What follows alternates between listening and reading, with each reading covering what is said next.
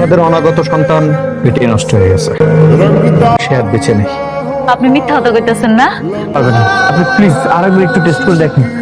মনকে শক্ত করুন, পরবর্তীতে আরো সতর্ক থাকবে। আমি আমার পেটের সন্তানরা মেরে ফেলাইছি দুধ খাওয়ে, এটা আমি করছি কি? খবরদার! তোমার বিয়ে করার পর থেকে একের পর এক আমার সমস্যা হইতেই আছে। এসব তুমি কি বলছো? আমি ঠিক কইতেছি, তোমার মতো বড় লোকের বিয়ে করে না আমার জীবনটা ধ্বংস হয়ে গেছে। আমরা আবার মা হতে পারবো। আমি বাঁচতে চাই, তুমি আমার বাঁচতে দাও। বেঈমান, বিশ্বাসঘাতক, তোদেরকে আমার বাসায় না রেখে একটা কুকুর লালন পালন করা অনেক ভালো ছিল। অন্তত তারা আমার সাথে বেঈমানি করতো না। আমরা মানুষ না। এক্ষুনি তোরা আমার বাসা থেকে বের হয়ে যা।